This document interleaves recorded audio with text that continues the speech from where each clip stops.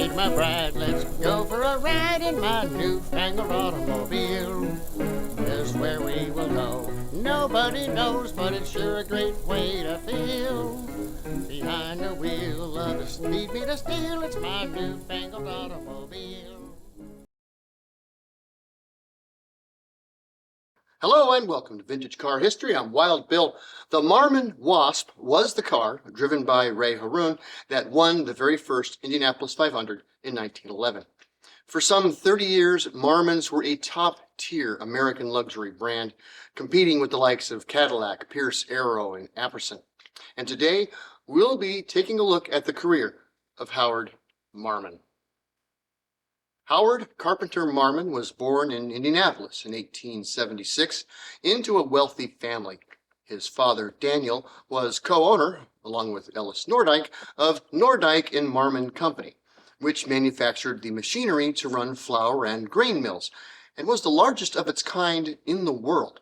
As a result, young Howard lacked for nothing as a youth, including confidence. Unlike his older brother, Walter, who had a mind for business, Howie was born to be an engineer. His skills appeared in primary school, and he attended at first his father's alma mater, Earlham College. However, he caught wind of the engineering degree program at the University of Berkeley, and so finished his degree there, receiving it in 1898. He returned home and joined the family business as chief engineer. His brother was the CEO, and Dad watched over the boys. Howard took over the responsibilities of designing and operations, and the company, already huge and well established, continued to prosper. But cars were exploding onto the Indianapolis scene at the turn of the 20th century, and both brothers wanted to get into the business. And so Howard became a gearhead and began to study and eventually design cars for production, while Walt kept the books running. Howard decided to design and build his own engines from the beginning.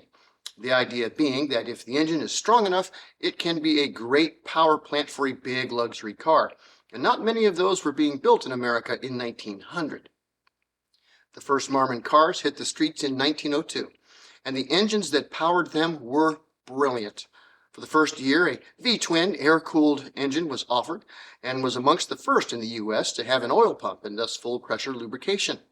The following year, Howard designed and released his 20-horsepower 90-degree V4. Full-pressure lubrication, overhead valves, and incredibly smooth and reliable, Marmon cars quickly gained a reputation for quality.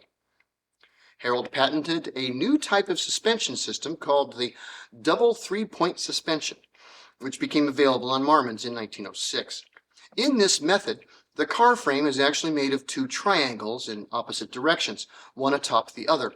The bottom one mounted the front wheels and the drive chain. The top one mounted the rear wheels and the body. This system was unique to Marmon and was not copied by other manufacturers. On very rough roads, it works well, but once you actually have real roads, it's just too expensive of a solution.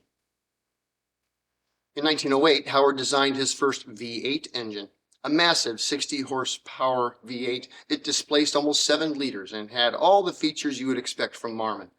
Howard became quite prolific in his engine designs, also offering a 3.7-liter V4 producing 30 horsepower. He also added big side valve straight fours of 40 and 50 horsepower into the fray. Whatever kind of power you wanted for your Marmon, Howard already designed it by 1910. And of course, Howard was in the same circles as all of the folks behind the Indianapolis Motor Speedway. Once the bricks were all laid on the track, they needed a race to test it, and the first exhibition race on the new track was scheduled to be held in May of 1910.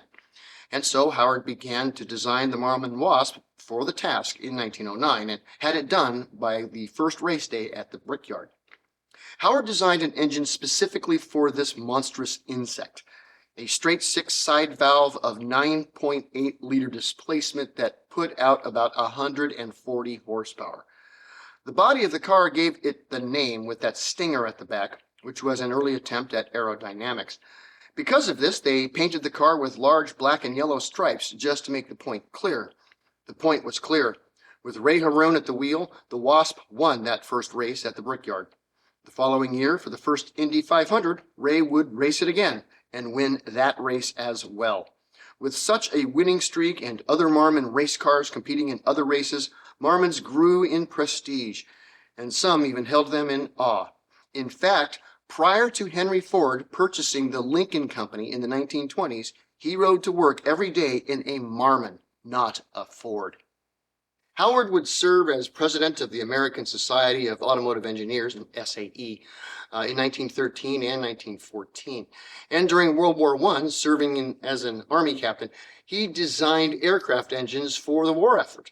After the war, Marmon would continue to be a major player in the American luxury car market, but like many American makes, it did not survive the Depression, being out of business by 1933. Howard Marmon strove to build the best luxury car money could buy.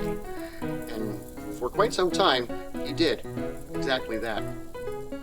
Thanks for watching Vintage Car History, and we'll see you next week.